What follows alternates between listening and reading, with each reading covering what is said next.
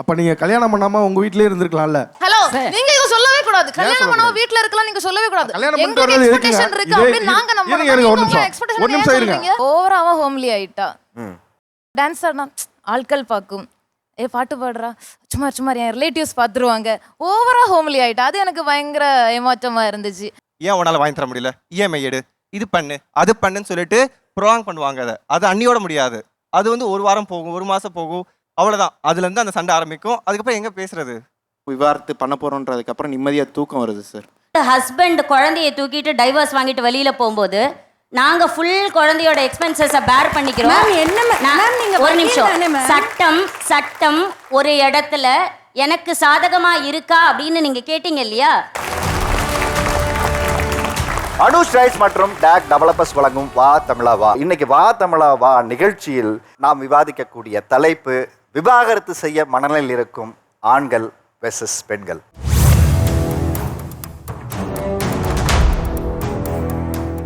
ஒரு திருமண வாழ்க்கைக்குள்ள பெரிய எதிர்பார்ப்போட தான் வந்திருப்பீங்க.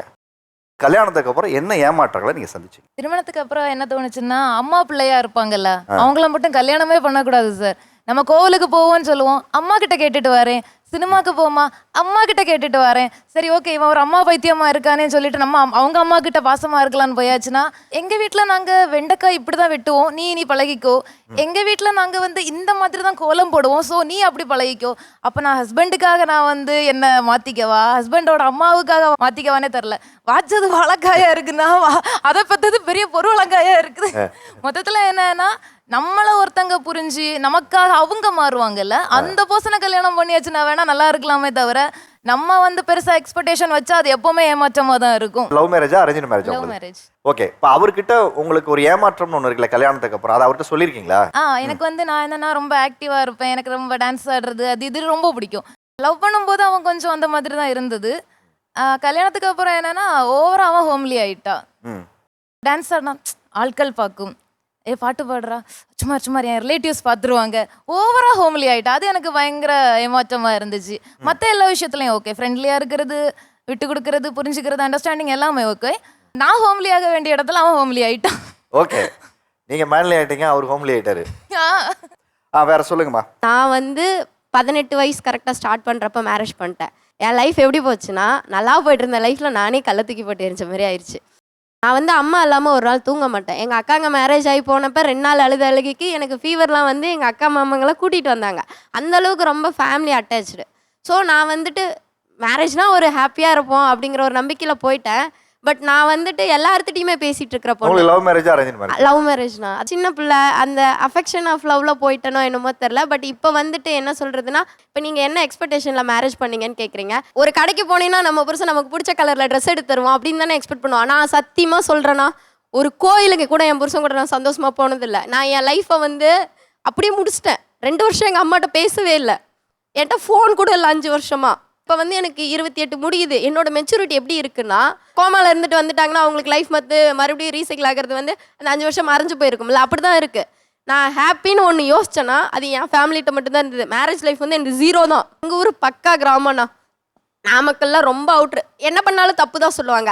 ஆனால் நம்ம வந்து எப்படி மாற்றிக்கணும், நான் கடைசி பொண்ணுங்கிறதுனால அப்போயே வண்டி எடுத்து பெரிய வண்டியெலாம் எடுத்து ஓட்டுறது இந்த மாதிரி பண்ணிகிட்டு இருந்தேன். பட் நான் மேரேஜ் ஆனதுக்கப்புறம் என்ன ஆயிடுச்சுன்னா, உனக்கு வண்டி ஓட்ட தெரியாது, உன்னால் 4 பேருக்கு முன்னாடி நிற்க முடியாது, உன்னால் பேச தெரியாது, எல்லாத்துலேயும் டாமினேட்டு. எனக்கு நான் நல்லா சமைப்பேனா, ஒரு 100 பேர்த்துக்கு சமைக்க சொன்னால் கூட மாமா கடை வச்சுருந்தாங்க, நான் நல்லாவே சமைப்பேன். உனக்கு சமைக்கவே தெரியாதுங்கிறதுல எனக்கு சமைக்கிறது கூட மறந்து போச்சு. இப்படிலாம் ஏன்னா இருக்கிறாங்க. நான் வந்து நீங்கள் கரெக்டு தப்பு நான் சொல்லலை, நான் என் லைஃப்பில் நடந்ததை கேட்குறேன். ஏன் இப்படிலாம் இருக்கீங்க? இப்போ நீங்கள் உங்கள் கஷ்டத்தையே சொன்னாலும் உங்கள் சைடில் இருக்கிற ஒவ்வொரு சின்ன சின்ன விஷயம் தான் எனக்கு உறுத்துது. ஒரு பெண் வந்து தனக்கு இருக்கிற பிரச்சனைகளை ஷேர் பண்ணுற அளவுக்கு நம்ம சமுதாயத்தில் ஒரு ஆண் வந்து தனக்கு இருக்கிற பிரச்சனைகளை ஓப்பனாக பேச முடியாது. எங்களால் அதை வந்து வெளியே போய் என் ஒய்ஃப் இப்படிலாம் பண்ணுறா, என்னை நெகட்டிவாக பேசுகிறா, என்னை டிஸ்டர்ப் பண்ணுறா அப்படின்னு நீங்கள் சொல்ல முடியாது. நான் வந்து அப்பா 9th இறந்துட்டார். அப்புறம் நானே வந்து 12th அப்புறம் நானே தான் படித்தேன். படித்து இன்றைக்கி ஒரு 20 டிகிரிக்கு மேலே படித்தேன். ஆனால் என் ஒய்ஃபு எங்கேயுமே வந்து கூட நிற்கிறேன், சப்போர்ட் பண்ணுறேன் அப்படின்லாம் பேசுனது இல்லை. ஆனால் எதிர்பார்ப்போம். என் ஒய்ஃப் வந்து ஃபிசிக்கல் நேச்சர்னு நம்ம எதிர்பார்க்குறது ஒரு விதத்தில் இருந்தாலும், நமக்கு இமோஷ்னலாக நம்ம கூட கனெக்ட் ஆகி நம்ம கூட சப்போர்ட் பண்ணுவாங்க, சைக்காலஜிக்கலாக நம்மளை வந்து உற்சாகப்படுத்துவாங்க, தைரியப்படுத்துவாங்க, நம்ம செய்கிறத வந்து ஒத்துக்குவாங்க அப்படிங்கிற ஒரு ஆசை இருக்கும்ல. அது எங்கேயுமே நிறைவேறாத போது உங்களுக்கு ஒரு மன வலி இருக்கும். அந்த வலியை நீங்கள் வேறு யார்கிட்டையும் சொல்ல முடியாது. அப்போ ஒரு கட்டத்தில் என்ன வரும்னா, இல்லை இது நமக்கு செட் ஆகாது போயிடலாம் அப்படின்னு நினைக்கும் போது, இல்லை நம்ம போயிட்டா குழந்தைகளுக்கு யார் சப்போர்ட் பண்ணுறது? ஓகே, இப்போ நாங்கள் சேர்ந்து இருக்கிறோம் அப்படின்னா எங்களுக்கு வந்து எல்லா இடத்துலையும் சந்தோஷத்தோடு இருக்கிறோங்கிறத தாண்டி மனவேதனை, டிவோர்ஸ் ஆயிடலாம் அப்படிங்கிற கட்டத்துக்கு போய் குழந்தைகள் நிமித்தம் நின்ற இடத்துல தான் நான் இருக்கேன். சொல்லுங்கம்மா. அதாவது உங்கள் திருமண வாழ்க்கையில் ஒரு எதிர்பார்ப்போட தான் எல்லாரும் திருமணத்துக்குள்ள பந்தத்துக்குள்ள வரும். அந்த எதிர்பார்ப்பு எங்கே ஒரு இடத்துல திருமணத்துக்கு அப்புறம் பொய்யாகுது? என்னோட கணவர் வந்து ஆண்களே காதல் பண்ணுற அளவுக்கு ரொம்ப நல்லவர். 5 இயர்ஸ் எனக்காக வெயிட் பண்ணி என்னை கல்யாணம் பண்ணாரு. ஓகே, 5 இயர்ஸ் வெயிட் பண்றாரு, அப்ப எப்படி இருப்பாரு? எப்படி லவ்வபிளா இருப்பாரு அப்படின்னு ஒரு எதிர்பார்ப்பு. கல்யாணம் பண்ண மறுநாள் தான் வீட்டில் இருக்கிறாரு, அதுக்கு அடுத்த நாளே காணோம். எங்கன்னா வேலைக்கு போயிட்டார். அதுல இருந்து நான் பார்த்த வரைக்கும் காலையில வேலைக்கு போவாரு, நைட்டு 10:30 தான் வருவார். கேட்டா அவர் லவ் மேரேஜ். அவரை பொறுத்த வரைக்கும் கல்யாணம் பண்ணோம், மனைவியை வீட்டில் வச்சிட்டோம், மாட்டை வாங்கிட்டோம், தொழுவத்துல கட்டிட்டோம், அவ்வளவுதான். அவ்வளவுதான். இப்படிதான், இதுதான் அவரோட அன்பு. கல்யாணத்துக்கு முன்னாடி அவரை பத்தி நீங்க கெஸ் பண்ணீங்க? சார், என்னோட சொந்த அத்தை பையன். அவரை கெஸ் பண்றதுக்கு என்ன இருக்கு? நம்ம 10 வார்த்தை பேசினா அவர் ஒரே வார்த்தை, அவ்வளவுதான். ஆமாங்க, 10 வார்த்தை பேசுனா நீங்க ஒரு வார்த்தை அங்கே பேச முடியலன்னா உங்கள்கிட்ட மனைவிட்ட ஒரு 10 நிமிஷம் பேசுனா 11வது நிமிஷம் சண்டை தான் வரும். நான் இவ்வளோ பேசுவேன்னு தெரியும்ல, அப்புறம் எப்படி என்ன எப்படி சூஸ் பண்ணாரு? நீங்க என்ன நினைக்கிறீங்கன்னா, கணவன் வந்து உங்கள்கிட்ட நல்லா சிரிச்சு பேசணும். நீங்க எக்ஸ்பெக்ட் நிறைய பண்றீங்க. இல்ல நீ வெளியிலேயே வேலைக்கு போயிட்டு வரியா, என்கிட்ட 1 மணி நேரம் பேசு. அவர் வாரம் ஃபுல்லா வேலைக்கு போவார், ஞாயிற்றுக்கிழமை ஒரு நாள் வீட்டில் இருப்பார். அந்த ஒரு நாளும் தூங்குவார். அவங்க அன்பான அம்மா ஒரே ஒரு வார்த்தை சொல்லுவாங்க, என் புள்ள மாறவே இல்லை, கல்யாணத்துக்கு அப்புறமும் ஒரே மாதிரி தான் இருக்கிறான், வாரம் ஃபுல்லா வேலைக்கு போவோம், அந்த ஒரு நாள் தூங்குறான். கரெக்டா? இதுக்கு பதில் சொல்லுங்க. தகப்பன் மாரி எங்களை பார்த்துக்க முடியுமான்னு கேட்குறீங்க. தகப்பன் கண்டிஷனோட நடக்கிற தகப்பனுக்கு நீங்க கரெக்டாக இருக்கிறீங்க. ஆனால் வந்து ஒரு புருஷன் வந்து இது பண்ணாத செய்யாத இப்படி போவாதன்னு சொன்னால் உங்களால் ஏற்றுக்க முடியல. ஒரு ஜாபுக்கு போகிறாங்க, ஒரு ஜாப் போகிற இடத்துல அந்த கம்பெனி தான் இவங்களை ஹையர் பண்ணுது, அந்த கம்பெனி தான் இவங்களுக்கு சம்பளம் கொடுக்குது. ஆனாலும் அந்த கம்பெனி என்ன மாதிரிலாம் இருக்கணும்ட்டு அவங்களுக்கு எக்ஸ்பெக்டேஷன் இருக்குல்ல. சம்பளம் கொடுக்குற கம்பெனியே இப்படி இருக்கணும்னு ஆசைப்படுற இவங்க ஒய்ஃப்க்கு எக்ஸ்பெக்டேஷன் இருக்கக்கூடாதுன்னு சொல்கிறது எந்த விதத்தில் நியாயம்? பிரச்சனை என்னன்னா, அவங்க எக்ஸ்பெக்டேஷனை நாங்கள் கண்டுபிடிக்கணும்னு நினைக்கிறாங்க. நான் மனசுக்குள்ள நினைக்கிறத நீ கண்டுபிடி, நான் இதுதான் சாப்பிடணுன்றத நீ கண்டுபிடி. எக்ஸ்பெக்டேஷன் என்ன ப்ராப்ளம் அவங்க கிட்ட வருதுன்னா, அவங்க எக்ஸ்பெக்டேஷன் லைனில் ஒரு பார் மாதிரி வச்சிடுறாங்க. அந்த பாருக்கு மேலே அந்த பொண்ணை எக்ஸ்பெக்ட் பண்ணக்கூடாது. சரி, அவங்க என்ன சொல்றாங்க, ஒரு பெண்ணை போல ஆணுக்கு ஒரு எக்ஸ்பெக்டேஷன் இருக்கும் தானு கேட்குறாங்க. ஒரே ஒரு சம்பவத்தை சொல்கிறேன். எங்களுக்கு கல்யாணமே கிட்டத்தட்ட ஒரு 9 வருஷம் ஆயிடுச்சு, 2 குழந்தையும் ஆயிடுச்சு. எனக்கும் அவருக்கும் ஒரு சின்ன பிரச்சனை. நான் வந்து பேசலைன்னா அவர் எப்படி நம்மக்கிட்ட வந்து தானே பேசணும். ஒரு நாள் பார்த்தேன், ஒரு வாரம் பார்த்தேன், 10 நாள் பார்த்தேன், 15, 20 நாளும் பார்த்தேன். சாப்பாடு செஞ்சு வச்சுக்கிட்டே இருக்கேன், சாப்பிட்றாரு, தூங்குறாரு, மறுபடியும் காலையில் டிஃபன் பாக்ஸ் கட்டிட்டு போயிடுறாரு. 21வது நாள் பொறுமையை இழந்துட்டேன். கேட்குறேன், ஒரு ரூம்மேட்டாக இருந்தா கூட ஏன் பேசலைன்னு நீ என்னை கேட்ப. ஒரு மனைவி, நான் 21 நாள் பேசலை, என்னை ஏன் கேட்கல? அதுக்கு அவர் ஒரே ஒரு பதில் சொன்னார், நீ கோவமாவா இருக்க? நான் ஏதோ நீ யோசிச்சுட்டு இருக்கிறல்ல நினைச்சேன். சொல்லுங்க, என்ன பதில் வரும்? இப்போ நீங்க சேர்ந்தானே இருக்கீங்க? 20 வருஷத்தை தாண்டிட்டோம். ஆனா இப்போ நான் ரிவெஞ்ச மாத்திட்டேன். அப்படியா? ஆமா. என்ன மாத்திருக்கீங்க? 15 வருஷம் கழிச்சு தான் கண்டுபிடிச்சேன், அவர் என்ன லவ் பண்ணல, நான் செய்யற சமையலை தான் லவ் பண்றாரு. 15 வருஷம் ஆச்சு இதை எனக்கு கண்டுபிடிக்க. அப்புறம் பார்த்தேன், சண்டைன்னு வந்தா சமைக்கிறத கட் பண்ணேன். அவர் அப்பதான் என்கிட்ட கேட்பார், ஏம்மா சமைக்கல, ஏன் இன்னைக்கு சமைக்கல, நீ சாப்பிட்டியா? 15 வருஷம் கழிச்சு தான் நீ சாப்பிட்டியா, நீ தூங்கினியா, ஏன்னா சாப்பாடு செய்யல. அப்படி கொஞ்சம் கொஞ்சமா யோசிச்சவர் இப்ப என்ன பண்றாரு, அவரை லெமன் ரைஸ் செய்யற அளவுக்கு ரெடி பண்ணிட்டேன். இந்த டெக்னிக் கத்துக்கிறதுக்கு 15 வருஷம் ஆயிருக்கு. 15 வருஷம் இல்ல சார், ஆம்பளைங்களை பொறுத்த வரைக்கும் அவங்கள வெயிட் பண்ணி தான் ஆக வேண்டி இருக்கு. ஒண்ணு ஆரம்பத்திலே டைவர்ஸ் வாங்கிடணும், இல்ல வாழறோம் நாங்க சகிச்சுக்க ஆரம்பிச்சிட்டோம்னா அவங்களோட வீக்னஸ் எல்லாம் கண்டுபிடிச்சிடணும். நாங்க கண்டுபிடிச்சாதான் இவங்கள சமாளிக்க முடியும். அவங்களுடைய எக்ஸ்பெக்டேஷனே பார்த்தீங்களா? என் வீட்டுக்காரோடைய பிரச்சனை என்ன தெரியுமா? அவர் நல்லவர், ரொம்ப நல்லவர், அப்போ நாங்கள் நல்லவனாக இருக்கிறது தப்பா சார்? யோசித்து பாருங்க. ரெண்டாவது என்ன சொன்னாங்கன்னா, சமைச்சு கொடுத்தா சாப்பிடுவாரு. பிரச்சனை இல்லாமல் தானே சார் போயிருக்கிறாரு. ஒன்றுமே பிரச்சனை இல்லை. நீங்கள் கொடுத்த சாப்பாடில் உப்பு இல்லைன்னு சொல்ல, காரம் இல்லைன்னு சொல்ல, உங்களை எதுவுமே குறை சொல்லலை. நீங்கள் கொடுத்ததை சாப்பிட்டுட்டு அவர் பாட்டுக்கு வேலைக்கு போகிறாரு, அவர் பாட்டுக்கு வர்றாரு. அவருக்கு தெரியல, அவ்வளோதான். எந்த இடத்துலையும் டார்ச்சர் பண்ணல. ஆனால் அவங்க எக்ஸ்பெக்டேஷன்லாம் எப்படி இருக்குது அப்படின்னா, நாங்கள் நல்லவனாக இருந்தாலே பிரச்சனை. எனக்கு இந்த ஜென்ஸ் கிட்ட பசங்க கிட்ட இருக்கிற பிரச்சனையே வந்து அந்த நல்லவன் டேக் தான் சார். உண்மையான இன்வாலண்ட்ரி குட் பாய்ஸ் தான் சார் கேர்ள்ஸ் எதிர்பார்க்குறாங்க. நான் இது வந்து என் ரத்தத்திலேயே ஊறி நானாவே நார்மலாக நல்ல பிள்ளையாக இருக்கிறது தான் இன்வாலண்ட்ரி குட் பாய்ஸ்.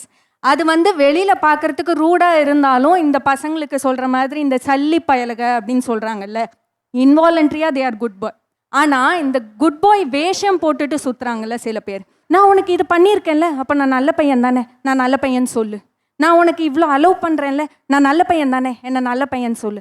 இந்த மாதிரி பசங்களை எப்படி சார் நாங்கள் அக்செப்ட் பண்ணுறது? அக்கா குட் பாய்னா எப்படி இருக்கணும்? அதை ஏன் சொல்லணும்னு இல்லக்கா, குட் பாய்னா எப்படி இருக்கணும்? குட் பாய் எனக்கு வந்து சொல்லி முடிச்சேன். ட்ரிங்க்ஸ் கிடையாது, சூதாட மாட்டேன், பெண்கள் பழக்கம் கிடையாது. 916 நானு 916 அதுதான் எப்படி இருக்கணும் நீங்க கொஞ்சம் சொல்லுங்களேன். கேளுங்க. ஃபர்ஸ்ட் ஒருத்தங்கள மதிக்கணும். ஓகே. ரெண்டாவது அடுத்தவங்கள அசிங்கப்படுத்தக்கூடாது. இதெல்லாம் சின்ன குழந்தை எல்கேஜியில் manners, what is the characteristics of a good பாய்னு ஒரு சார்ட் போட்டு சொல்லி தருவாங்க. க்ரோன் பீப்புள் கிட்ட சொல்லி தர வேண்டிய நிலைமை வந்திருக்குன்னா அதுக்கு காரணம் இந்த நல்லவன் டேக் தான். இப்போ யார் மதிக்கல? யார் மதிக்கிறாங்க? யார் மதிக்கிறாங்க? உங்களை இப்ப நான் அக்கான்னு சொன்னேன்க்கா, பேர் வச்சு கூப்பிடல, ஒரு வாங்க போங்கன்னு கூட சொல்றேன். இதுதான் இப்போ நீங்க நான் நல்ல பையன் காமிச்சிக்கிறீங்க. இது வந்து அதுதான் நான் சொல்றேன். நடக்கணும். அப்ப நல்ல பையனா எப்படி இருக்கணும்னு மறுபடியும் கேக்குறேன் நான். அதுதான் நான் சொல்றேனே, நல்ல பையன்னா அவனுக்கான கேரக்டர்ஸ் ஒருத்தங்கள இது இன்வாலண்டரியா நார்மலா நடக்கிறது. அதை சொல்லி காமிக்கிறவன் வந்து நல்லவன் கிடையாது. பாக்குற விதத்துல தான் இருக்கு. எனக்கு இப்ப இந்த பொண்ணு வந்து ஒரு சுடிதார் போட்டு வந்துச்சுன்னா நல்லபடியா பார்த்தனா அந்த பொண்ணு சாரி கட்டு வரது ட்ரெஸ் இப்போ என்னோட பெர்ஸ்பெக்டிவ் வியூல தான் இருக்கு. அப்புறம் அவங்க இன்னொன்று சொன்னாங்க, வேலிடேஷன். நான் இது பண்ணிட்டல உனக்கு நான் நல்ல பையன் தானே, நான் இது பண்ணிட்டல நல்ல பையன் சொல்லிட்டு வேலிடேஷன் எதிர்பார்க்குறாரு. சேம் திங், நீங்கள் ஒரு சாப்பாடு போட்டோன்னு உங்கள் கணவனோ உங்கள் அப்பாவோ யாரோ ஒருத்தவங்க கிட்ட அந்த சாப்பாடு நல்லா இருக்குன்னு எதிர்பார்க்குறீங்களே, அது வேலிடேஷன். நீங்கள் எதிர்பார்க்குற மாதிரி தான் ஒரு கணவரும் எதிர்பார்ப்பாரு. நான் உனக்கு நேற்று ஒரு சாரி வாங்கிட்டு வந்து கொடுத்தனே, என்னங்க அந்த சாரி பார்த்து ரொம்ப நல்லா இருக்கு. அது எத்தனை மனைவி சொல்கிறாங்க? பாதி பேர்லாம் சொல்கிறதில்ல, வாங்கி கொடுக்குற வரைக்கும் சண்டை போடுவாங்க. ஓகேவா? Expectation is a common thing. என்கிட்ட 10,000 இருக்குது, நான் வந்து ஒரு 8,000 ஒரு சாரி என் ஒய்ஃப் ஆசைப்படுறாங்கன்னா என்னால் வாங்கி தர முடியும். அது எக்ஸ்பெக்டேஷன் என்னால் ஃபுல்ஃபில் பண்ண முடியும். பட் அதே என் ஒய்ஃப் வந்து 1 lakhக்கு ஒரு சாரி ஆசைப்படுறாங்கன்னா என்னால் ஃபுல்ஃபில் பண்ண முடியாது. அந்த இடத்துல அவங்க அட்ஜஸ்ட் பண்ணிட்டு போனாலே ஓகே, என் கணவர் தான் சம்பாதிக்கிறாரு, என்னால் இதான் வாங்கிக்க முடியும், நான் அக்செப்ட் பண்ணிட்டு போனாலே முடிஞ்சிச்சு, ஒரு சுமூகம் முடிச்சு. ஆனால் அப்படி இல்லை. ஏன் உன்னால் வாங்கி தர முடியல, இஎம்ஐ எடு, இது பண்ணு, அது பண்ணுன்னு சொல்லிட்டு ப்ரோலாங் பண்ணுவாங்க. அது அண்ணியோட முடியாது. அது வந்து ஒரு வாரம் போகும், ஒரு மாதம் போகும், அவ்வளோதான். அதுலேருந்து அந்த சண்டை ஆரம்பிக்கும். அதுக்கப்புறம் எங்கே பேசுறது? பேசினாலே எல்லா பிரச்சனையும் முடிஞ்சிடும். பட் பேசுறதுக்கு வாய்ப்பே வராது. எங்க கல்யாணத்துக்கு அப்புறமாக ஒரு கணவன் மனைவி ஆனதுக்கு அப்புறம் ஒரு கணவன் மனைவி மீது ஒரு எதிர்பார்ப்பு வருது இல்ல, இந்த ரெஸ்பான்சிபிலிட்டி நான் எடுத்துக்கிறேன், இந்த ரெஸ்பான்சிபிலிட்டி நீ எடுத்துக்க அப்படிங்கிற போது எங்க அந்த ரெஸ்பான்சிபிலிட்டியை உணராம ஒரு இடத்துக்கு உங்களுக்கு பேர்டனா ஒரு இடத்துக்கு அந்த ரெஸ்பான்சிபிலிட்டி இருக்குன்னு நினைக்கிறீங்க?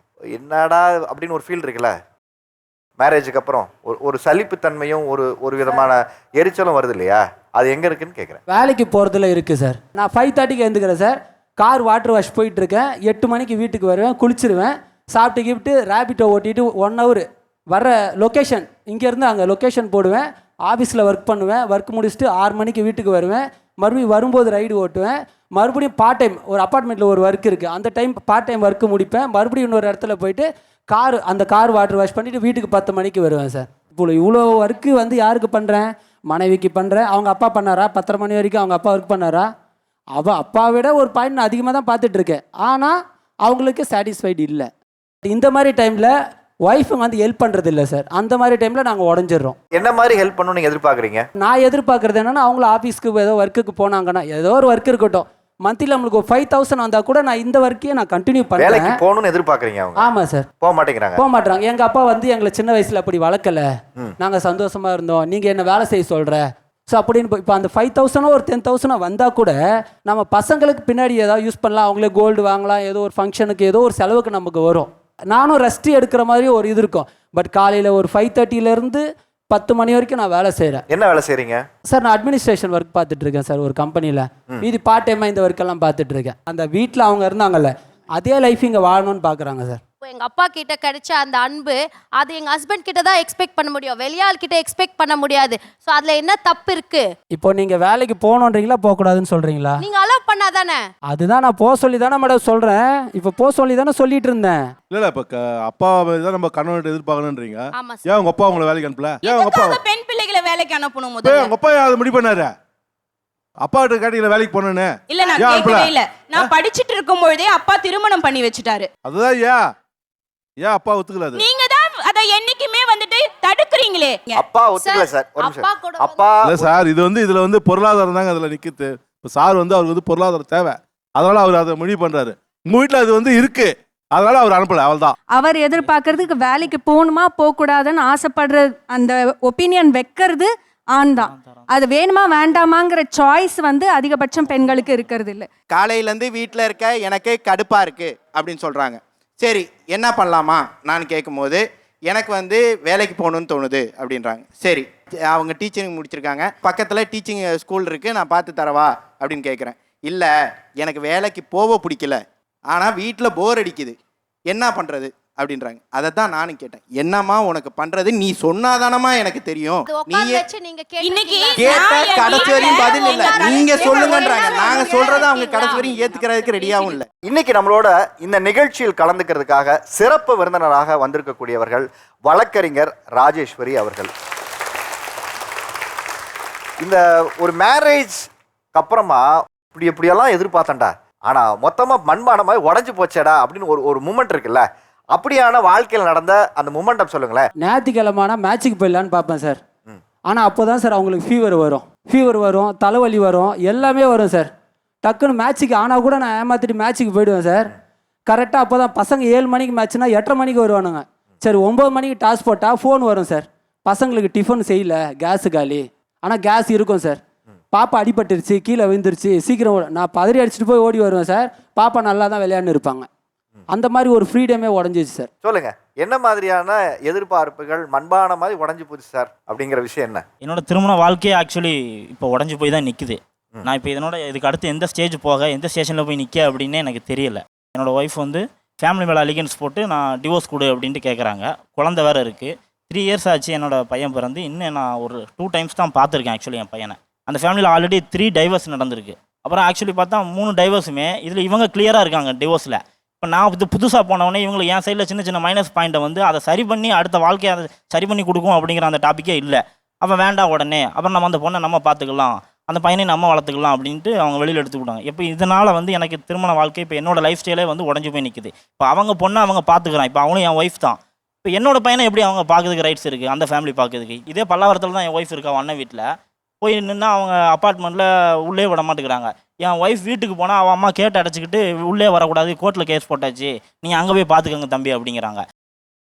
இப்போ இது மாதிரி தப்பான எதிர்பார்ப்புகளை என் ஒய்ஃப் மனசில் திணிச்சு இப்படி எதிர்பார்ப்பு வச்சா இதை நான் நிறைவேற்ற முடியுமா? சின்ன பிரச்சனைகள் கூட பெருசு பண்ணி ஒரு இடத்துல அது ஒரு இஷ்யூவாக மேரேஜில் பண்ணுறாங்கங்கிற விஷயம் என்ன? இந்த சூரிய வம்சம் படத்தில் வர மாதிரி சரத்குமார் தேவயானி மாதிரி சேர்ந்து முன்னேறலான்னு. ஆனால் இப்போ இருக்க இந்த 2K கிட்ஸ் பொண்ணுங்களை மேரேஜ் பண்ணால் அப்படியே அது மாதிரி இல்லை, சேர்ந்து முன்னேறக்கூடாது, நீ மட்டும்தான் பண்ணணும், அப்படி தான் சார் இருக்காங்க. அது மாதிரி ஒரு ஃபேமிலி ஃபங்க்ஷன் பார்த்தீங்கன்னா அவங்க அம்மா வீட்டு ஃபேமிலி ஃபங்க்ஷன் எல்லாம் போனோம், நம்ம இதில் வரமாட்டாங்க. எப்போ பார்த்தாலும் சண்டை, ஒரு சின்னத்துக்கு அந்த அட்ஜஸ்ட்மெண்ட் பண்ணிகிட்டே போக மாட்டுறாங்க. அது மாதிரி எதுனா பக்கத்து வீட்டில் வீடு வாங்கிட்டாங்கன்னா நீயும் லோன் போடு, 50 லட்சம் லோன் போடு, இது மாதிரி நம்ம மேலே திணிச்சிக்கிட்டே தான் சார் இருக்காங்க. ஒரு அட்ஜஸ்ட் பண்ணி போகிறதே அப்படி இருக்க மாட்டேங்கிறாங்க. இப்போ எனக்கு 2 பையனுங்க இருக்காங்க. இங்கே 2 பையனுங்களையும் வீட்டில் கண்ணாக வச்சு நான் பார்த்து வளர்த்து இன்னைக்கு 2 மருமகள் எடுத்திருக்கேன். வந்த மருமகளுங்க பார்த்தீங்கன்னா கண்டிப்பாக மாமியாருக்கு, மாமனாருக்கு, நாத்தனார், கொழுந்தனார் எல்லாரையும் நம்ம வந்து கவனிச்சுக்கணும், இந்த டைமுக்கு நம்ம எந்திரிக்கணும், இப்படி தான் மாமியார் கோலம் போட சொல்லுவாங்க, இப்படி தான் விளக்கேற்ற சொல்லுவாங்க, இப்படி தான் பாத்திரம் விளக்க சொல்லுவாங்க, இப்படி தான் வீடு வாசல் துடைக்க சொல்லுவாங்க, நம்ம அதுக்கெலாம் தயாராகிக்கணும், போகிற வீட்டில் நம்ம இப்படிலாம் இருக்கணும் அப்படின்னு தான் அந்த குழந்தைங்க வராங்க. ஆனால் இந்த ஆண்கள் என்ன பண்ணுறாங்க, ஆரம்பத்தில் வந்த சமயத்தில் எங்கள் அம்மா பார்த்துக்குவாங்க, நீ பேசாம இரு, ஜாமான்கள் அவங்க வாங்கிப்பாங்க, வீட்டு வேலையும் அவங்க பார்த்துப்பாங்க, சமையல் வேலையும் பார்த்துப்பாங்க, விருந்தாடிகளையும் பார்த்துப்பாங்க, நாளைக்கு ஒரு கல்யாணமா விசேஷமா எல்லாத்துக்குமே அவங்களே போய்ப்பாங்க, உனக்கு ஒன்றும் தெரியாது வாய மூடு, இப்படியே சொல்லி யார் சொல்றா? என் வீட்டுல என் பசங்க 2 பசங்க இருக்காங்க. அந்த பசங்களை வளர்த்தது யாரு? நான் தான் வளர்த்தேன். அப்புறம் நான் தான் வளர்த்தேன், இல்லைன்னு சொல்லல. இங்க என்னவா இருக்குன்னா, ஒரு காலையில 6 மணி 5 மணிக்கு எந்திரிச்சு ஒரு வீட்டுல பால் பாக்கெட்டும் பேப்பரும் போட்டா பேப்பரை எடுத்து கொண்டு போய் குழந்தை யாருக்கிட்ட கொடுக்குது? அப்பா கிட்ட கொடுக்குது. பால் பாக்கெட்டை நேரா எடுத்து கொண்டு போய் யார்கிட்ட கொடுக்குது? அம்மா கிட்ட கொடுக்குது. இது எங்க இருந்து இந்த சரி பண்ணணும்?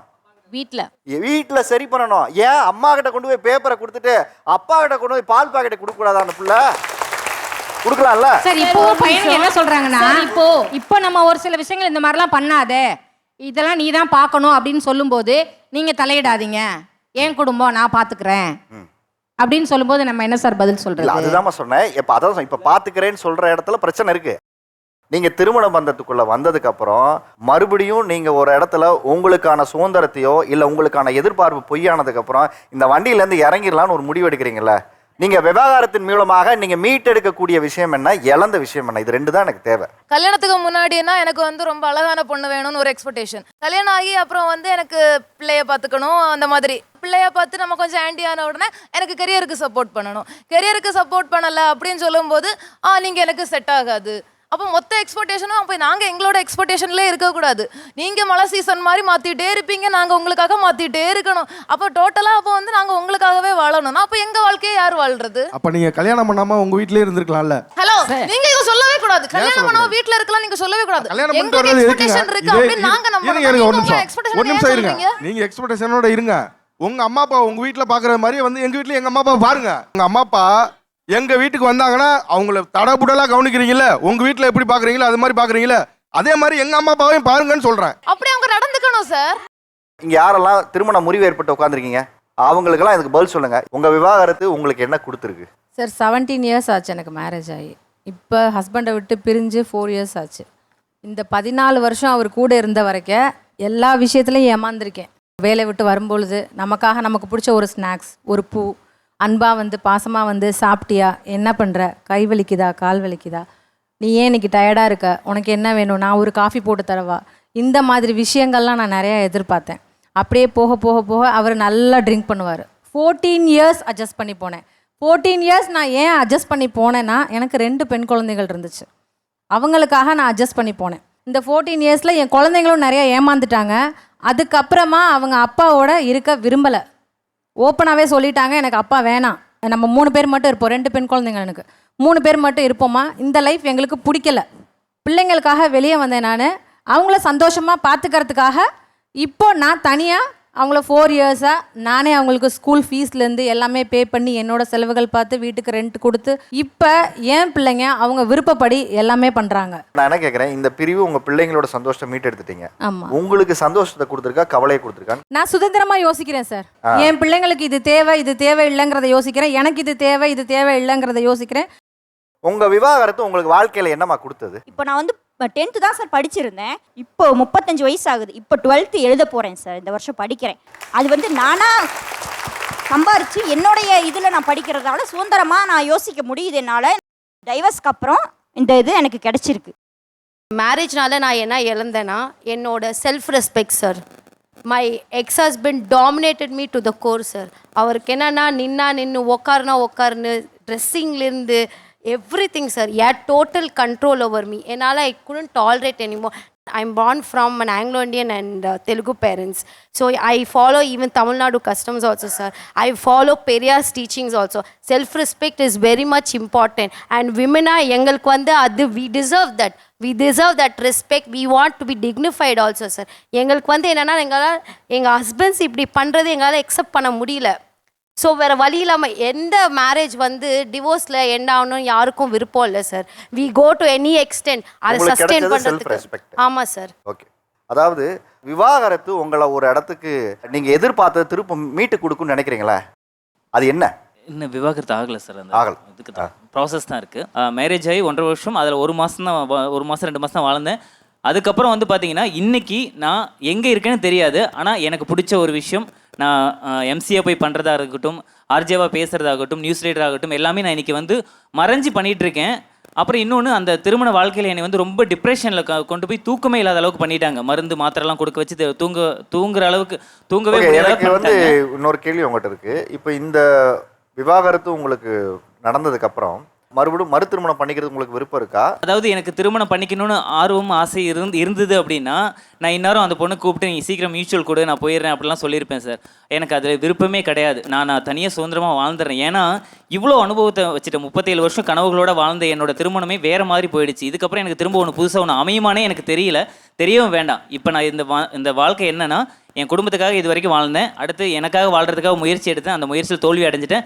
இனி ஒரு சந்தோஷம் என்ன அப்படின்னா என்னோட வாழ்க்கையில் நான் நியூஸ் ரீடராக போகணும், அவ்வளோதான். அதை மட்டும் அடைஞ்சிட்டேன் அப்படின்னா கனவு இலக்கை நோக்கி நகரணும்னு நினைக்கிறீங்க? எஸ், என் கனவை நோக்கி நகரணும், அவ்வளோதான். வேற யாரு விவாகரத்து பண்ண போகிறோன்றதுக்கப்புறம் நிம்மதியாக தூக்கம் வருது சார். ஏஆர் ரஹ்மானோட பெரிய ஃபேன் சார். கேட்டால் ஏஆர் ரஹ்மான் பாட்டு தான், ஏஆர் ரஹ்மான் தான் பெஸ்ட்டுணும். கல்யாணத்துக்கு அப்புறம் நடந்த கஷ்டங்கள், நைட்டெல்லாம் தூங்க விடாமல் பண்ணுற டார்ச்சரில் இளையராஜா பாட்டை போட்டு 2 காதுலையும் ஹெட்செட்டை போட்டு அப்படியே கண்ணில் தாரையாக கண்ணீர் வந்ததுக்கப்புறம் தான் சார் 3 மணிக்கு 4 மணிக்கெலாம் தூங்குவேன். ஸோ நிம்மதியாக இப்போலாம் தூங்குறேன் சார்.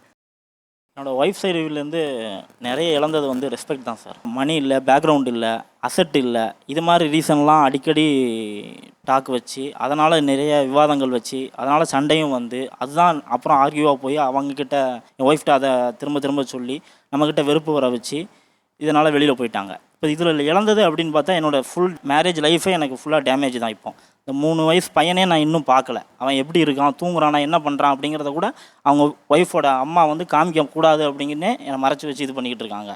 டிவோர்ஸ் பண்ணிட்டு வேறு லைஃப் எனக்கு ரீக்ரியேட் பண்ண முடியும், அவங்களும் அதுக்கு ரெடியாக இருக்காங்கன்னு வச்சுக்கோங்க, எனக்கும் பண்ண முடியும். இப்போ இதே ப்ராப்ளம் அங்கேயும் வந்ததுன்னா நான் என்ன பண்ணுறது? அப்போ அங்கேயும் ஏதோ ஒரு இதில் போய் நான் ஆர்கியூ பண்ணி அதை சால்வ் பண்ண தான் செய்யணும். என் ஒய்ஃபும் அதே மாதிரி அங்கேயும் சால்வ் பண்ண தான் போகிறாங்க. அப்போ அந்த சால்வை ஏன் இங்கே பண்ண மாட்டேங்கிறாங்க?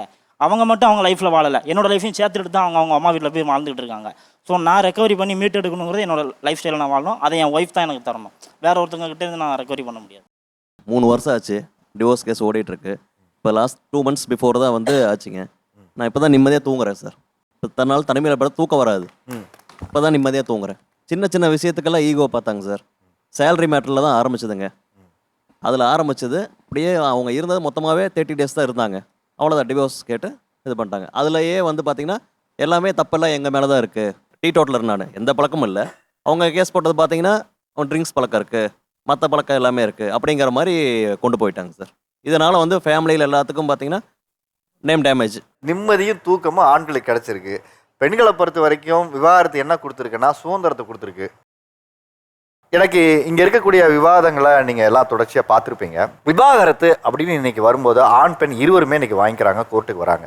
இதில் யார் வந்து விவாகரத்து வாங்க ரொம்ப தயங்குறாங்க? அதை ஆணா பெண்ணா? தயக்கம் ஆண்கள் கிட்ட தான் அதிகமாக இருக்கும்.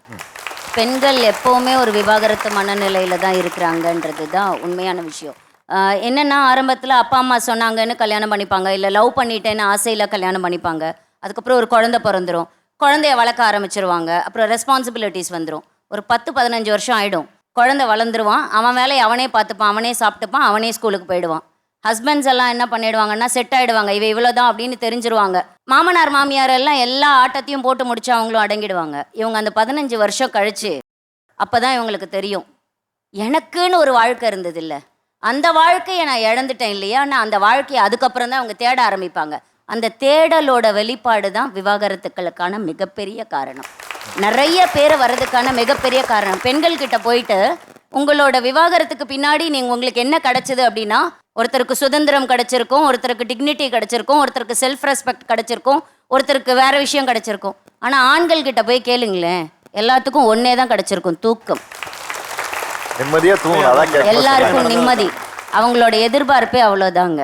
எல்லா பெண்கள்கிட்டையும் ஒரு பெரிய குறைபாடு என்னன்னா, நான் நினைச்ச மாதிரி ட்ரெஸ் போட முடியல, நான் நினைச்ச மாதிரி இல்லை. அது உங்கள் ஹஸ்பண்ட் கிட்ட மட்டும்தான் அந்த எதிர்ப்பு இருக்கா? இந்த சமூகத்துக்கிட்ட இல்லையா? உங்கள் ஃப்ரெண்ட்ஸ் கிட்ட இல்லையா? உங்கள் ரிலேட்டிவ்ஸ் கிட்ட இல்லையா? உங்கள் பேரண்ட்ஸ் கிட்ட இல்லையா?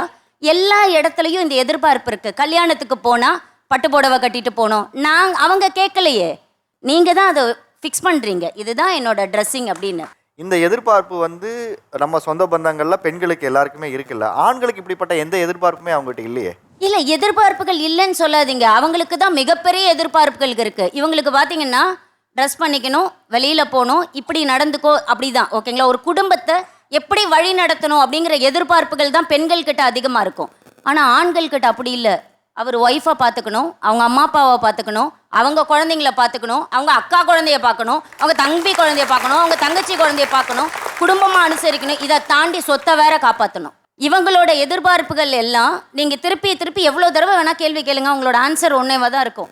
என்னை வேலை செய்ய சொன்னாங்க, என் மாமியார் என்னை கண்ட்ரோல் பண்ணிட்டாங்க, என்னை டாமினேட் பண்ணிட்டாங்க, என்னை வந்து கேள்வி கேட்க வச்சுட்டாங்க.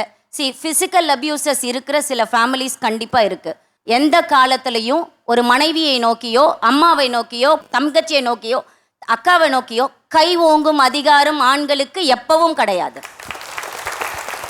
ஃபஸ்ட்டு நீங்கள் வந்து இந்த டிஃப்ரென்ஸ் சொன்னீங்க. பெண்களுக்கு என்ன சொல்கிறாங்க, வெறும் இந்த குடும்பத்தை பார்த்துக்கணும், ஹஸ்பண்டை நல்லா பார்த்துக்கணும். அது என்ன வெறும், இது வந்து பெண்களுக்கான விஷயம் தானே. என்னை ஏன் கேள்வி கேட்குறாங்க, என் மாமியார் ஏன் கட்டுப்படுத்துகிறாங்க, இந்த மாதிரி சின்ன சின்ன விஷயத்தெல்லாம் கேட்டு தான் அவங்க டிவோர்ஸ் பண்ணுறாங்கங்கிற மாதிரி நீங்கள் கொஷின் ஃப்ரேம் பண்ணீங்க. இது இமோஷ்னல் அப்யூஸுக்கு கீழே வரும்னு சட்டமே சொல்லுது ஃபஸ்ட்டு. ரெண்டாவது, அவங்க வந்து சம்பாதிச்சு போடணும், ஒய்ஃபை பார்த்துக்கணும், 2 பேருக்கும் ஈக்குவலான விஷயம் இருக்குன்னு தான் நாங்கள் பேசுகிறோம். நீங்கள் எப்படி சொல்கிறீங்கன்னா ஃப்ரேம் பண்ணும்போதே பெண்களுக்கு இது தானே, அவங்க கேட்குறது எதுவும் வெறும் ஃப்ரீடம் தானே, அவங்களுக்கு பாருங்க நிம்மதி. ஒரே ஒரு நிமிஷம் நிம்மதி கிடைக்கும். ஒருத்தவங்க டைவர்ஸ் வாங்கிட்டாங்க ஒரு பொண்ணுன்னா, குழந்தை அம்மா கையில் இருந்ததுன்னா அப்பா குழந்தையோட ஃபுல் எக்ஸ்பென்சஸை பேர் பண்ணணும். ஒரு அம்மா கிட்ட குழந்தை இருந்தது, அம்மா டைவர்ஸ் வாங்கிட்டு குழந்தைய தனியாக தூக்கிட்டு வெளியில் போகிறாங்கன்னா அப்பா மெயின்டெனன்ஸ் கொடுக்கணும் குழந்தைக்கு, அப்பா பொண்ணுக்கும் மெயின்டெனன்ஸ் கொடுக்கணும், குழந்தையோட ஃபுல் எக்ஸ்பென்சஸ் பேர் பண்ணணும். என்னைக்காவது ஹஸ்பண்ட் குழந்தைய தூக்கிட்டு டைவர்ஸ் வாங்கிட்டு வெளியில் போகும்போது நாங்கள் ஃபுல் குழந்தையோட எக்ஸ்பென்சஸை பேர் பண்ணிக்கிறோம்.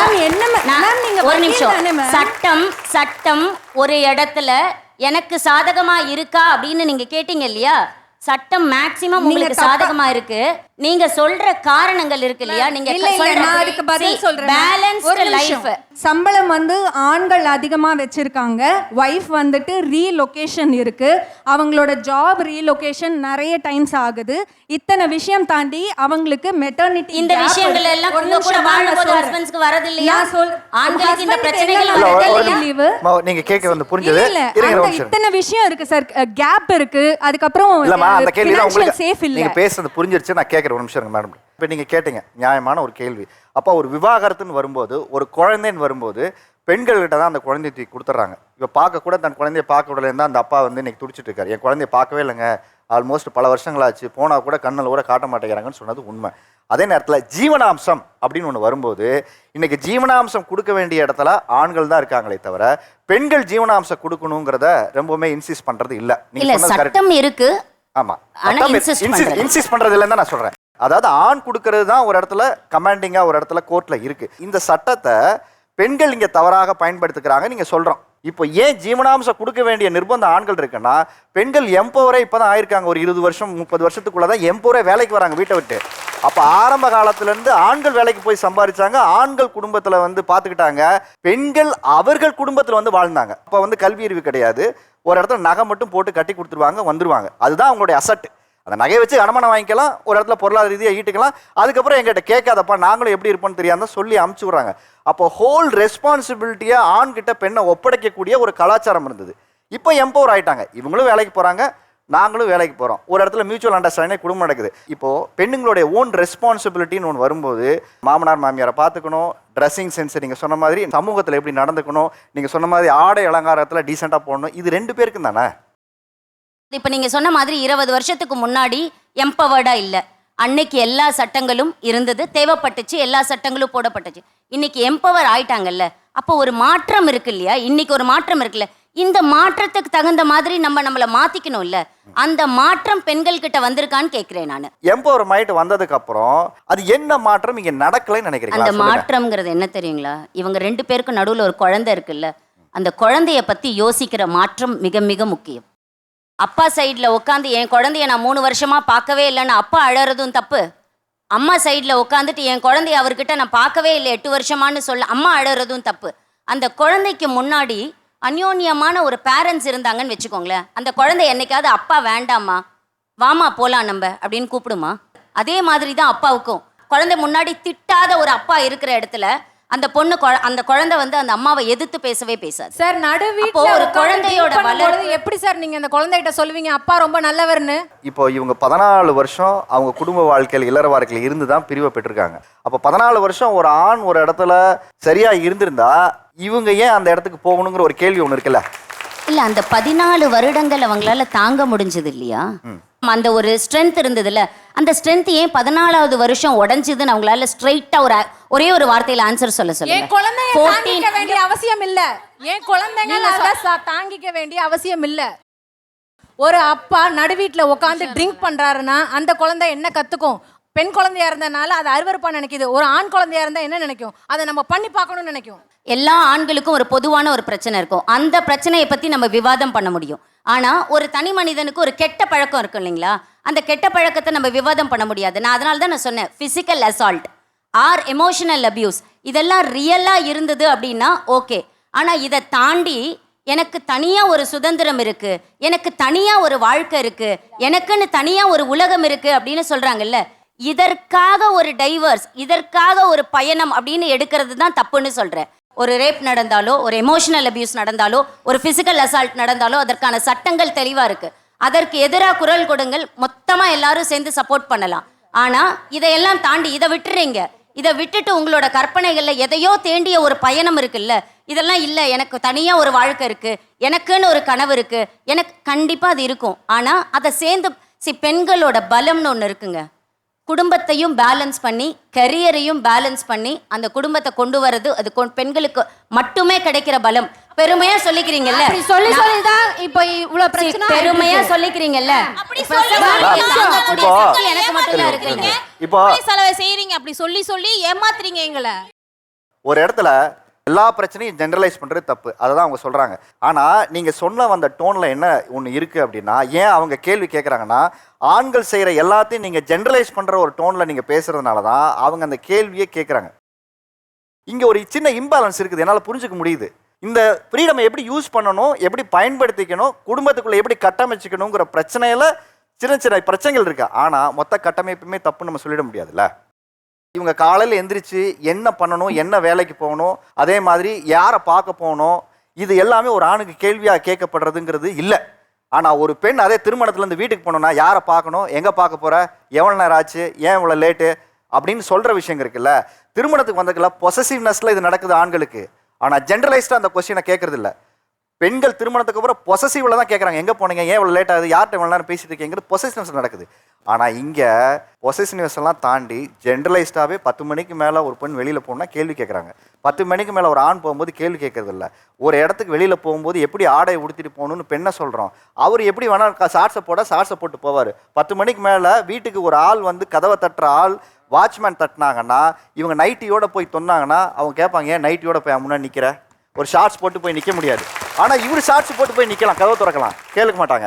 ஒரு 10 மணிக்கு மேலே ஏன் போகாது அப்படிங்கிறது அந்த காலத்தில் ஒரு பாதுகாப்பு இல்லாத ஒரு சூழல் இருக்கும்போது, ஏமா நீ போகாத, பாதுகாப்பு இல்லை, ஊரெல்லாம் போய் நம்ம மாற்ற முடியாது, நம்ம கொஞ்சம் மாறிக்கலாம், நீ 10 மணிக்குள்ளே வீட்டுக்கு வந்து சேர்ந்துருன்னு சொல்ல ஆரம்பித்த விஷயம். ஆனால் இப்போ நீங்கள் இந்த காலகட்டத்துக்கு அதெல்லாம் நீங்கள் சொல்லவே முடியாது. நைட் டியூட்டிஸ் பார்க்குற பெண்கள் ரொம்ப அதிகம், ஐடியில் ஒர்க் பண்ணுற பெண்கள் ரொம்ப அதிகம், வெளியில் வேலைக்கு போகிற பெண்கள் ரொம்ப அதிகம். இப்போ வேலை இருக்குது, எனக்கு நைட் டியூட்டி தான்னா அலோவ் பண்ணுற பேரண்ட்ஸ் இருக்காங்க, அலோவ் பண்ணுற ஹஸ்பண்ட்ஸ் இருக்காங்க. பட் இந்த ரெஸ்ட்ரிக்ஷன்ஸ் எல்லாம் ஆரம்பித்ததற்கான காரணம் ஒன்று இருக்குல்ல, நம்ம பெண்கள் நம்மளுக்கு அதிகமான பாதிப்புகள் வரும் அப்படிங்கிறதுக்காக அந்த ரெஸ்ட்ரிக்ஷன்ஸை இப்போ கொஞ்சம் கொஞ்சமாக நம்ம விலக்கிட்டு வரோம். எங்களோட ஒரே ஒரு கோரிக்கை என்னென்னா, சட்டங்களை தவறாக யூஸ் பண்ணி உங்களோட எதிர்பார்ப்புகளை அதிகமாக வச்சுக்கிட்டு ஆண்களை அதிகமாக தண்டிக்காதீங்க அப்படிங்கிறது மட்டும்தான் ஒரே கோரிக்கை. உங்கள் அப்பா எப்படி உங்கள் வீட்டில் உங்களை புரிஞ்சுக்கிட்டாரோ அதே மாதிரி ஈக்குவலாக ஒரு ஹஸ்பண்டாலையும் ஒரு ஒய்ஃபை புரிஞ்சுக்க முடியும். மேடம், இந்த ஸ்டேட்மெண்ட்டை என்னால் முழுமையாக ஏற்றுக்க முடியல மேடம். அப்பாவை ஏற்றுக்கிட்டதுனால நீ ஹஸ்பண்டையும் அப்படியே ஏற்றுக்கன்னு சொல்கிறது இருக்குல்ல. பெண்களுடைய சுதந்திரம் ஆண்களுடைய சுதந்திரம் ஒரே தட்டில் வச்சு பார்க்குறது இருக்குல்ல, அதை வந்து எப்படி நம்ம வந்து ஒத்துக்க முடியும்? ஒரு 100 ஆண்டுகளுக்கு மேலாக அடிமைப்பட்ட சமூகமாக, ஒரு இடத்துல உரிமை மறுக்கப்பட்ட சமூகமாக இருந்து எம்பராய் வர்றதுக்கும் பிறக்கும் போதே சுதந்திரத்தோட தான் ஒரு ஆண் பிறக்கிறான். எனக்கு என்ன கிடச்சிதுன்னு தெரியும், எங்கள் அக்காவுக்கு வீட்டில் என்ன கொடுத்தாங்கன்னு எனக்கு தெரியும், இன்றைக்கி என் மனைவிக்கு எங்கள் வீட்டில் என்ன கொடுக்குறாங்கன்னு எனக்கு தெரியும். என் மனைவி எங்கேயாவது வெளியில் ஊருக்கு போகணும், ஏதாவது ஒரு இடத்துல அவங்களோட ஃப்ரெண்ட்ஸோட போகணுன்னா அவங்க அம்மா வீட்டுக்கார்ட்ட சொல்லிட்டு போறியா, வீட்டுக்கார்ட்ட எல்லாம் கேட்டியாங்கிற கேள்வி கேட்டுட்டு தான் அப்ரூவல் வாங்கிட்டியான்னு கேட்குறாங்க. நான் உனக்கு ஓகேவா, எங்கே போறியா, சேஃப்டியாக இருக்கா, மற்றதை பண்ணி கொடுக்குறேன். ஆனால் அந்த டிசிஷன் மேக்கிங்னு ஒன்று வரும்போது பெண்கள் பாதிக்கப்படக்கூடியவர்கள். அவங்கெல்லாம் முள்ளு மேலே சேலை போட்டாலும் சேலை மேலே முள்ளு போட்டாலும் டேமேஜ் யாருக்கு, சேலைக்கு தான். அதனால் அந்த காரணத்தை நம்ம சொல்லி ஒரு இடத்துல நீங்கள் வெளில போகாதீங்க, நீங்கள் பாதுகாப்புப்படுங்க, பாதிக்கப்படுங்க. ஆனால் வெளியில் இருக்கக்கூடிய ஆண் சமூகம் சரியாக இருந்தால் ஏன் பெண் சமூகம் ஒரு இடத்துல பாதுகாப்பாக போக முடியாத ஒரு சூழல் ஏற்படுது. பெண்கள் பாதுகாப்பு பெண்கள் இருக்கு, ஆண்கள் பாதுகாப்பு ஆண்கள் இருக்குன்னு சொல்றான். ஆனால் இன்னைக்கு வெளியில போனதுக்கு அப்புறம் உண்மையாவே ஒரு பஸ்ல சுதந்திரமா ஒரு பெண்கள் போயிட்டு இறங்கிட்டு வர முடியுதா? வீட்டில் தங்கச்சி மேல கை வைக்க கூடாதுன்னு தெரிஞ்ச ஒருத்தனுக்கு பஸ்ல இன்னொரு பொண்ணு மேல கை வைக்க கூடாதுன்னு ஏன் தெரியல? பொது இடங்களில் போகும்போது ஏன் அவன் அதை யோசிக்கல? ஆனா ஒரு விஷயத்த நம்ம என்ன திருப்பும் இந்த நிகழ்ச்சியின் மூலியமாக ஒரு இடத்துக்கு என்ன நான் உள்வாங்கிக்க முடியுது அப்படின்னா, நீங்க சொன்னதுல இருந்து 2 பேருமே சிவிலைஸ்ட் ஆகணும், 2 பேருமே கல்ச்சர்டா இருக்கணும், 2 பேருமே ரெஸ்பான்சிபிலிட்டியாக இருக்கணும். இது 2 பேருக்குமானது. விவாகரத்து ஆன நீங்கள் நிம்மதியாக தூங்குறீங்க, நீங்கள் உங்கள் கண்ணில் பாட்டு கேட்டு ஜாலியாக தூங்குறீங்கன்னா உங்களுக்கு நிம்மதியும் உறக்கம் வந்திருக்குன்னா 14 வருஷம் கொடுமையை அனுபவிச்சுட்டு, 20 வருஷம் கொடுமையை அனுபவிச்சுட்டு, 5 வருஷம் டார்ச்சர் அனுபவிச்சுட்டு, வெவ்வேறு பிரச்சனைகளை அனுபவிச்சுட்டு வர்ற பொண்ணு சுதந்திரம் சொல்கிற வார்த்தைக்கு அப்புறம் தான் தூக்கங்கிற ஒரு இடம் இருக்குது. ஏன்னா உங்களுக்கு சுதந்திரம் கொடுக்கப்பட்டுருச்சு. உங்களுக்கு சுதந்திரம்லாம் யாருக்கிட்டையும் வாங்க வேண்டிய அவசியம் இல்லை. அங்கே ஹஸ்பண்டுக்கிட்ட இருந்து, மாமியார்கிட்ட இருந்து, சொசைட்டிகிட்ட இருந்து, அப்புறம் அக்கம் பக்கத்து ஆள்கிட்ட இருந்து இத்தனை பேர்கிட்டையுமே சுதந்திரத்தை வாங்க வேண்டிய ஒரு கட்டாயம் இருக்குது. உண்மையாகவே நீங்கள் மேடம் சொன்ன விஷயங்கள் எனக்கு எங்கே 90% உடன்பாடு இருக்குது. இந்த ஒரு விஷயங்களில் ஜென்ரலைஸ்டாக போயிடக்கூடாதுங்கிறத நான் மறுத்து சொன்னேன். ஏன்னா நீங்கள் சொன்னதை அவங்க அப்படி புரிஞ்சுக்கிட்டாங்க. நீங்கள் வழக்கறிஞர்கள் நிறைய சந்திக்கும் போது நிறைய இடங்களில் நிறைய வழக்குகள் இன்றைக்கி டொமஸ்டிக் வயலன்ஸ் வரும்போது ஒரு இடத்துல பெண்கள் நிறைய கேஸ்கள் இன்றைக்கி அதிகமாக வரக்கூடிய கேஸ்களில் ஆண்களுடைய பாதிப்பு அதிகமாக இருக்குங்கிறத என்னால் புரிஞ்சுக்க முடியுது. ஏன்னா அதுதான் உண்மையும் கூட.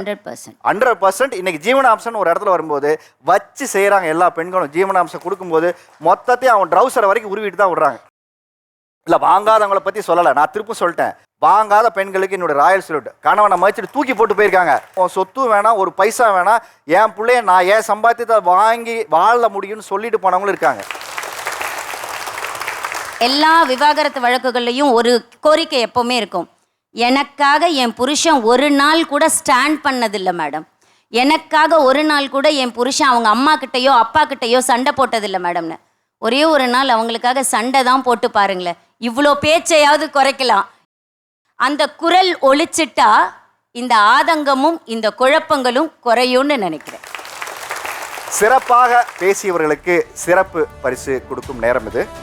ஏஎஸ்டி மைக்கிட்ஸ் வழங்கும் உங்களுக்கான ஒரு கிஃப்ட் ஹாம்பர், ட்ரைமி பாப்பட் வழங்கும் உங்களுக்கான ஒரு gift hamper, diamond pressure cooker வழங்கும் உங்களுக்கான ஒரு கிஃப்ட் ஹாம்பர்.